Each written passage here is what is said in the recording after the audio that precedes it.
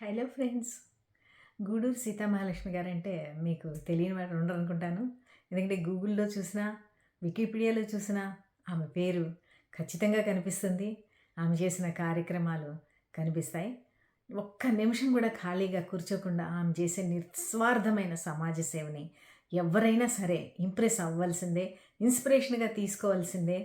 Just నేను interview తీసుకుందాము ఆమెది. వేరే వాళ్ళకి ఇన్స్పిరేషన్ ఉంటుందని వెళ్ళాను. కానీ నేను కూడా అందులో భాగస్వామినయ్యి నా శరీరాన్ని కూడా నేను నా తదనంతరం, నా మరణానంతరం నేను మెడికల్ కాలేజ్‌కి ఇవ్వమని నా విల్లు రాసి ఇచ్చాను. అలాగే మీరు కూడా ఆమె మాటలు విన్న తర్వాత, ఈ వీడియో చూసిన తర్వాత మీకు కూడా చాలా ఇంప్రెసివ్‌గా ఉంటుంది. మీరు కూడా సమాజ సేవ చేయాలనే ఒక తపన మొదలవుతుంది. మరి ఇప్పుడు ఆమె మాటల్లో మనము విందామా? మేడం గారు, ఈ శరీర అవయవ దానం అని అంటున్నారు కదా! అదసల ఆ ఐడియా మీకెందుకొచ్చింది? అసల జనరల్‌గా ఎవరన్నా చనిపోతున్నారనుకోండి, లేదా చనిపోయారు. వాళ్ళ దగ్గర వాళ్ళు ముందే దుఃఖంలో ఉంటారు. వాళ్ళ దగ్గరికి ఎళ్లి మీ బాడీని మాకిస్తారా అని అడగడం అనేది ఎంత కష్టమైన పని. ఆ తర్వాత ఈ ఆత్మలుంటాయి, ఎక్కడే తిరుగుతుంటాయి. అన్ని అవయవాలు ఉంటేనే వాళ్ళకి పుణ్యప్రాప్తి జరుగుతుంది.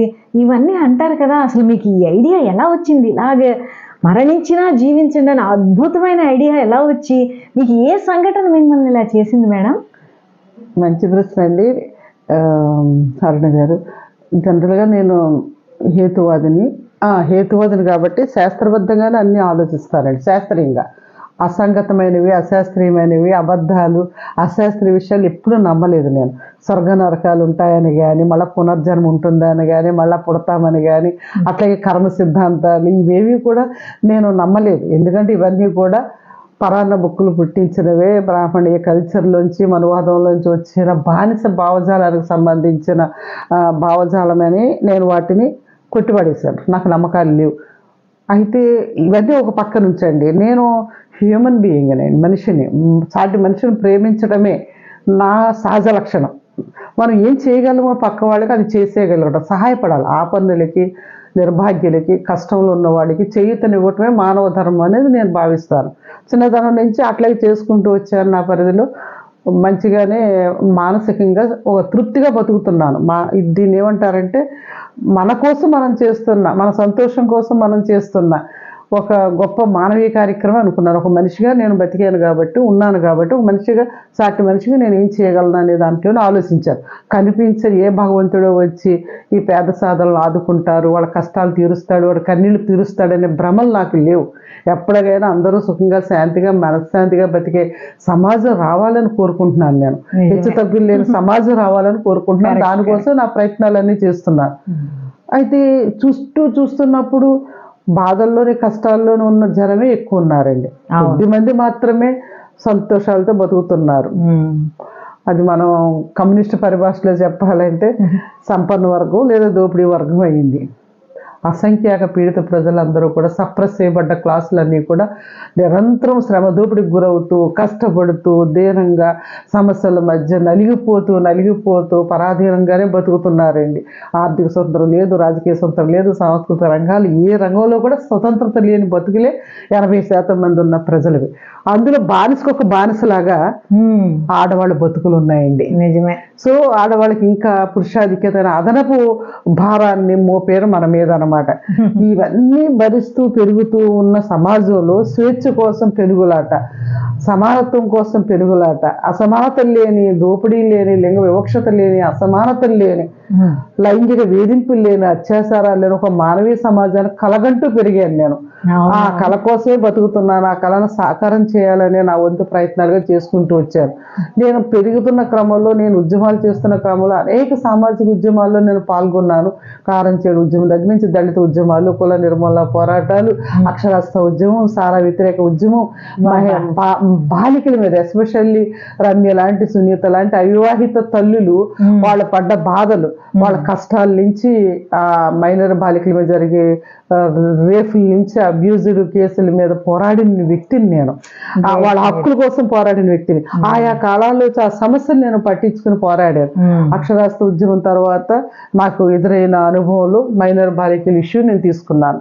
తర్వాత అది అరికట్టగలిగాను. ఎందుకంటే పాడేరు, అరకు, పరవాడ కొన్ని చోట్ల ఆడపిల్లలు 9వ తరగతి 8వ తరగతి చదివే బిడ్డలు కానీ బాత్రూంలో పెట్టి లేదా పెట్లు పెట్టి వెళ్ళిపోయిన ఉదంతాలు పేపర్లో చూసి వాటి మీద ఫైట్ చేయడం, అత్యాచారాలకు వ్యతిరేకంగా బాధితులకు అండగా నిలబడ్డ అనుభవంలోంచి నేను వెళ్తున్న క్రమంలో అట్లానే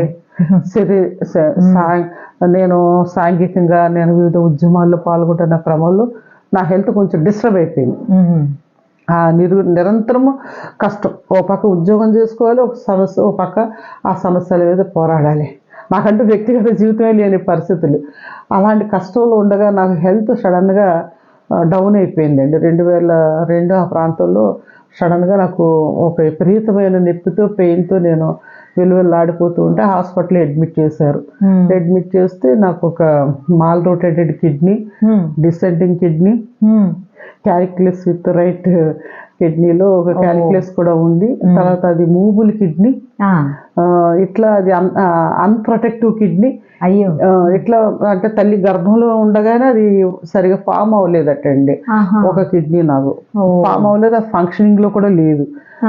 పై ఫంక్షనింగ్ లో లేకపోగా ఈ డస్ట్ పార్టికల్స్ అన్ని కూడా అది వడగట్టలేని స్థితిలో ఉంది కదా, దానిపైన అది చేయలేని పరిస్థితుల్లో ఆ కిడ్నీ ఉండటం వల్ల దాంట్లో ఒక స్టోన్ పెరిగి విపరీతమైన స్వెల్లింగ్, వాపు, బాధతో పెయిన్తో నాకు వెలువెల్లాడిపోయి హాస్పిటల్ అడ్మిట్ చేస్తే ఆపరేషన్ చేయాలని అన్నారు. ఆ టైంలో చిన్న వయసు కాబట్టి 32-33 ఏజ్లో ఈ ఆపరేషన్ చేస్తే మళ్ళీ ఉద్యోగానికి వెళ్ళడం, బయట తిరగటం, ఇది అంటే సర్జరీ, ఓపెన్ సర్జరీ చేయటం అంటే కష్టం అని డాక్టర్ సజెస్ట్ చేసి నిమ్స్ హాస్పిటల్కి పంపారు. ఇక్కడ మన వైజాగ్లో ఉన్న డాక్టర్లు లితో ట్రిప్స్ అని 2-3 సార్లు ట్రై చేశారు కూడా, రాయిని బద్దలు కొట్టడానికి. పగలలేదు ఆ రాయి, ఎందుకంటే మూవ్ అయిపోతుంది ఆ కిడ్నీ, ఓపెన్ చేయకుండా బటన్ హోల్ సిస్టమ్ ద్వారా. తర్వాత నిమ్స్లో కూడా పాపం 1 నెల రోజులు ఉన్నారు. అక్కడ డాక్టర్లు కూడా విశ్వ ప్రయత్నం చేశారు. అక్కడ సాధ్యపడకపోతే నన్ను వేదనాయకం హాస్పిటల్కి పంపించారు, కోయంబత్తూరు. అక్కడికి వెళ్ళేసరికి నాకన్నా క్రానిక్ కిడ్నీ పేషెంట్లు, నాకు ఒక కిడ్నీ పనిచేస్తుంది, అసలు 2 కిడ్నీలు పనిచేయకుండా జెనెటికల్ లోపంతో బై బర్తే పుట్టుకతోటే కిడ్నీ లోపాలతో సమస్యలతో పుట్టిన వాళ్ళు భారతదేశవ్యాప్తంగా వచ్చిన క్రానిక్ కిడ్నీ పేషెంట్లందరికీ ప్రత్యేకంగా పెట్టబడ్డ హాస్పిటల్ వేదనాయకం హాస్పిటల్ కోయంబత్తూరులో ఉంది. అది చూసిన తర్వాత నా బాధ నేను మర్చిపోయాను. నాకున్న చుట్టుపక్కల రూములన్నీ నేను తింటే నా ఆపరేషన్కి 2-3 రోజులు పడుతుంది అన్నారు. అందుకని నేను అవన్నీ పర్యవేక్షించడం, చూడటం, ఆ వార్డులోనే తిరగటం అన్నీ చేసే క్రమంలో నా ఎదురుగుండా ఉన్న వార్డులోని రూమ్లోని 8 ఏళ్ళ పిల్లాడు కిడ్నీ సమస్యతో అప్పటికే 1 year పైన డయాలసిస్ మీదే ఉంటున్నాడు. ఆ కుర్రోడు కిడ్నీస్ పనిచేయట్లేదు, ట్యూబులు పాపం కదిలి వెళ్ళటానికి లేని పరిస్థితి, డయాలసిస్ అవుతుంది. ఎవరైనా ఆ వయసులో ఉన్న పిల్లలు ఆడుకుంటారు, పరిగెడతారు, కానీ వాడు పాపం మంచానికి బందీ అయిపోయాడు. చిన్న బాల్ తీసుకుని ఇలా ఇలా ఆడుకుంటున్నాడు తప్ప మూవ్ అవ్వలేని పరిస్థితి. తల్లిదండ్రులను అడిగి చెప్పారు, బిడ్డ లేక పుట్టాడు. కానీ పుట్టిన తర్వాత కొన్ని రోజుల తర్వాత తెలిసింది ఇట్లాగ ఒళ్ళంతా నీరు పట్టేయటం, ఏదో కామెరలు అనుకుని అవన్నీ ఇవన్నీ హాస్పిటల్కి తిప్పడం అని పడ్డ బాధలని చెప్పుకొచ్చారు. ఇక్కడ తీసుకొచ్చి డయాలసిస్ మీద ఉంచారు. ఎవరైనా ఒక కిడ్నీ ఇస్తే ఆ ఏజ్ పిల్లలది ఏదైనా కిడ్నీ దొరికితే ఏదైనా డొనేట్ చేయగలిగితే ఎవరైనా నా కొడుకు బతుకుతాడని ఆశతో ఆ తల్లిదండ్రులు ఎదురు చూస్తున్నారు. అది నేను డాక్టర్ని అడిగాను, మా ఇంట్రెస్ట్ వద్దని. ఎవరిస్తారమ్మా కిడ్నీ డోనరు? 2 కిడ్నీలు ఉంటాయి, మనిషి బతకడానికి ఒక కిడ్నీ సరిపోతుంది, కానీ 2వ కిడ్నీ ఉంది దానం చేసేమంటే ఇండియాలో ఇస్తారా దానాన్ని? ఎవరైనా ఊహించగలమా? ఆ పరిస్థితులు ఇండియాలో లేవమ్మా. Lack of knowledge, lack of awareness.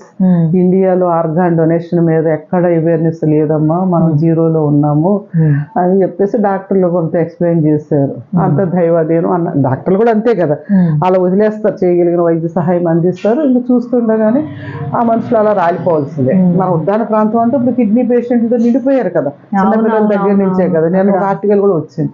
ఇలాంటి పరిస్థితులు ఉన్నప్పుడు ఆ బిడ్డల గురించి ఆలోచిస్తూ ఉన్న నేను నాకు కిడ్నీ తొలగించాల్సిందే, రాయితో పాటు కిడ్నీని కూడా తీసేస్తే తప్ప నాకు ఇన్ఫెక్షన్స్ రాకుండా యువతల కిడ్నీ ఇన్ఫెక్ట్ అవ్వకుండా నేను సర్వైవ్ అవుతాను అనేది డాక్టర్లు డయాగ్నోస్ చేశారు. సో మొత్తానికి ఒక కిడ్నీతో అయినా నువ్వు బతుకుతావమ్మా, నీకేమీ పర్వాలేదు, కేర్ఫుల్గా ఉండాలని అన్నారు. ఓపెన్ సర్జరీ చేయకుండానే ఫ్లెక్సిబుల్ యూటరోస్కోపీ అని ఒక అధునాతనమైన పరికరాలు అక్కడ ఉన్నాయండి. దాని ద్వారా నాకు వాళ్ళు అధునాతన పద్ధతుల్లోనే నా సమస్యను పరిష్కరించారు. మొత్తానికి సర్జరీ చేసి ఆ రాహిని కూడా తీసి ఒక సీసాలో పెట్టి చూపించారు. మొత్తానికి నేను బాగయ్యాను. హాస్పిటల్ ఆపరేషన్ థియేటర్ నుంచి వచ్చి నా రూమ్కు తీసుకొచ్చిన తర్వాత 2-3 రోజుల తర్వాత ఆలోచిస్తే అబ్బాయి లేడు, ఎదురు కూడా ఉన్న అబ్బాయి ఏమయ్యాడు, నేను ఆపరేషన్కి వెళ్ళక ముందు కనిపడ్డాడు కదా అని వెంటనే నేను అడిగితే చెప్పారు అబ్బాయి చనిపోయాడు, మేము ముందు రోజు రాత్రి ఎప్పుడో చెప్పారు, తల్లిదండ్రులు తీసుకెళ్ళిపోయారు బాబునని. చాలా బాధపడ్డాను, ఏడ్చాను, దుఃఖం వచ్చేసింది. ఎంత ముద్దుగా ఉన్నాడు ఆ పిల్లోడు, ఇంత చిన్న వయసులో అర్ధాంతరంగా రాలిపోయాడు, చనిపోయాడు. ఒక్క డోనర్ దొరికితే ఆ అబ్బాయి కిడ్నీ ఇస్తే అబ్బాయి నిండు నూరెళ్ళు బతికేవాడు కదా. అయ్యో ఆయన వేదన వేదన వేదన, దుఃఖం, బాధ. ఇంటికి వచ్చాను, డిశ్చార్జ్ అయ్యి నేను ఇంటికి వచ్చినా కానీ 2-3 నెలలు నేను మనిషిని కాలాపోయాను. నిరంతరం అబ్బాయి మొహం కనిపించేది. ఆ వేదనలోంచి, దుఃఖంలోంచి నేను ఏదైనా చేయగలనా, ఇలాంటి పిల్లల్ని రక్షించగలనా, ఆర్గాన్ డొనేషన్ కోసం ఇండియాలో ఒక ప్రయత్నం మొదలు పెడదామా, ఎవరైనా సహకరిస్తారా, ఈ అన్వేషణలోనే ముందు ఎట్లా ఉంది భారతదేశ పరిస్థితి ఇలా ఉంది. ఇక్కడ నమ్మకాల మధ్య, మూఢనమ్మకాల మధ్య, ఎన్నో విశ్వాసాల మధ్య, పూర్వజన్మ పరజన్మల గురించి, నమ్మకాల మధ్య, ఆత్మల మధ్య, ఎన్నో భ్రాంతుల మధ్య, భ్రమల మధ్య బతుకుతున్న మన మత సంస్కృతే మనల్ని డామినేట్ చేస్తున్న ఈ కల్చర్లో ఆ అన్వేషణ, ఆ వేదన నన్ను స్థిమితంగా ఉంచనివ్వలేదు. ఏదో ఒకటి చేయకపోతే నేను మనిషిగా ఉండలేని పరిస్థితి వచ్చింది నాకు. భారతదేశంలో ల్యాక్ ఆఫ్ నాలెడ్జ్ని, ల్యాక్ ఆఫ్ అవేర్నెస్ని గమనించాను. నేను అవేర్నెస్ క్రియేట్ చేయడానికి ఒక ప్రారంభం మొదలు పెట్టాలని చెప్పేసి నేను ఆంధ్ర మెడికల్ కాలేజీకి వెళ్ళి మొట్టమొదట అక్కడ ఉన్న ప్రిన్సిపాల్తో కూర్చొని మాట్లాడటం జరిగింది. నేను అప్పటికి ఆర్గాన్ డొనేషన్ మీద, బాడీ డొనేషన్ మీద, ఈ రెండింటికి ఉన్న వ్యత్యాసాల మీద అసలు మొదట బాడీ డొనేషన్ అంటే ఏంటో, ఆర్గాన్ డొనేషన్ అంటే ఏమీ తెలియదు. ఈ రెండింటిలో ఉన్న డిఫరెన్స్ అసలే తెలియదు. నేను వెళ్ళి ఒకటే చెప్పాను, ప్రిన్సిపల్ గారు, నేను నా మరణానంతరం నా టోటల్ బాడీని మీ మెడికల్ కాలేజీకి నేను ఇచ్చేయాలనుకుంటున్నాను. ఎలాంటి విధి విధానాలు ఉన్నాయి, పాలసీ ఏంటి, ఏ రకంగా చేస్తే నా బాడీ నా తర్వాత తీసుకుంటారు, ఒకవేళ నేను చనిపోతే నా అవయవాల్ని మీరు ఎవరికైనా ఉపయోగపడితే ఉపయోగించండి, నా కార్యాన్ని ఉపయోగించుకోండి, నా శరీరంలో ప్రతి పార్ట్ని డిసెక్షన్ కోసము, పరిశోధనల కోసము, వైద్యరంగ దీనికోసము నన్ను యూజ్ చేసుకోండి. ఈ దానపత్రం రాసే వాళ్ళంటే దాన్ని ఎట్లా రాయాలి, మీ దగ్గర ఏమైనా విల్లు ఉందా, ఫార్మేట్ ఏమైనా ఉందా, ఇవన్నీ ప్రిన్సిపాల్ గారిని అడిగాను. ఫస్ట్ టైం ఆయన లేచి నిలబడి నాకు షేక్ హ్యాండ్ ఇచ్చారండి. అప్పటికి 75 సంవత్సరాల వజ్రోత్సవాలు కూడా జరుపుకున్నది మన మెడికల్ కాలేజీ అనమాట. అప్పటికే నేను నా పిల్లల్ని కూడా తీసుకుని వెళ్ళి ఎగ్జిబిషన్ పెడితే చూసి వచ్చాము. అనాటమీ డిపార్ట్మెంట్ అన్ని కూడా స్కూల్ పిల్లలు తీసుకుని వెళ్ళాను. ఆయన వండర్ అయిపోయి షేక్ హ్యాండ్ ఇచ్చి, ఈ నాళ్ళ మన మెడికల్ కాలేజీ చరిత్రలో ఇప్పటి వరకు ఎవరు వచ్చి బతకుండగా వచ్చి నేను చనిపోయాక నా శరీరాన్ని తీసుకోండి వైద్యరంగ పరిశోధనలు అన్న వ్యక్తి ఎవరు లేరమ్మా.